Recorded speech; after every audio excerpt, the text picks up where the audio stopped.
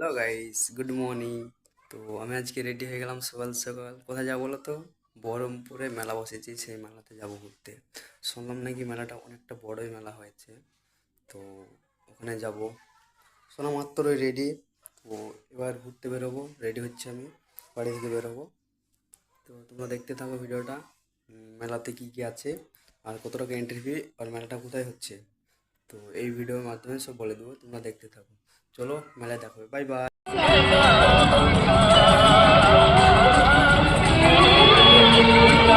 নমস্কার।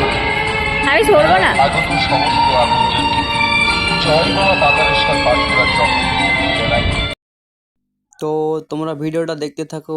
আশা করি এই মেলাটা মেয়েদের জন্য খুবই ভালো হবে, কারণ সবই মেয়েদের জিনিস, ছেলেদের একদম কিছু নেই। যেখানে আছি সবই মেয়েদের। তো এই মেলাটা আশা করি মেয়েদের খুবই ভালো হবে। তো মেয়েরা, তোমরা ঘুরে আসো বহরমপুর মেলাতে। এই দেখো মেয়েদের কত সুন্দর সুন্দর কানের দোল। দেখো সবই মেয়েদের। এখানে ছেলেদের ধরতে গেলে কিছুই নেই, যে তো সব মেয়েদের। দেখো কানের দোল, আর বালা চুড়ি কত কিছু আছে মেয়েদের গলার। তো ছেলেদের একটা জিনিস দেখলাম, ওখানে জামা প্যান্ট বিক্রি করছে, আর কিছুই নেই। আলাদা তাছাড়া ফটো সবই আলাদা মেয়েদের।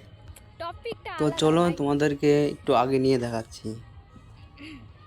দেখো সবই মেয়েদের, একদম ছেলেদের না। ভিডিও করতে বলছিল। এ ভাই, এটা আবার কি দেখো তো? এই কি কালো জাদুর তাবিজ নাকি ঝুলছে সব? এটা কি গো, বলো তো তোমরা।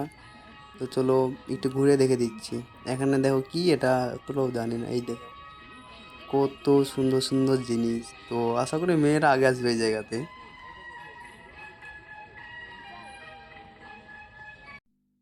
এই দেখো সব মেয়েদের জামা।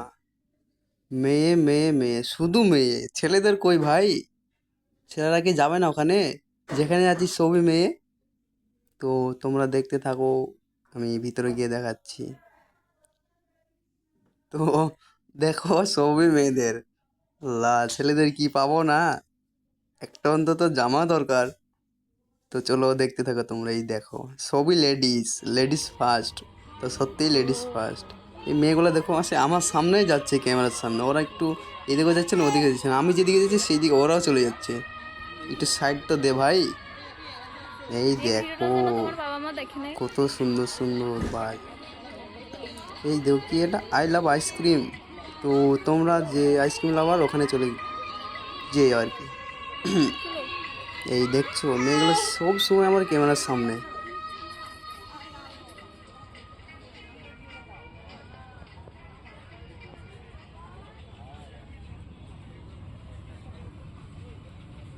কিসব জামা ভাই জীবনও পরিনি।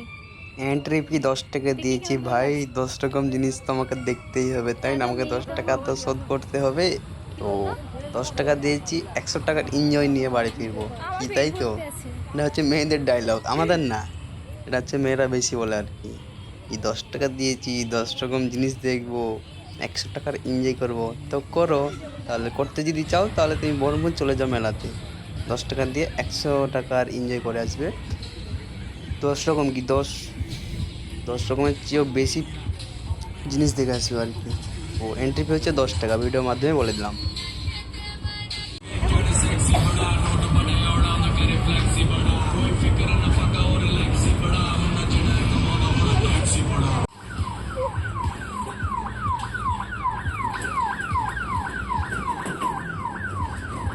আমার বান্ধবী মাঝখান থেকে তো বললো মেলা যদি কেউ আসতে চায় একটু সাবধানে আসবে, কি বলো তো, এখানে পুলিশের গাড়ি আছে কিন্তু।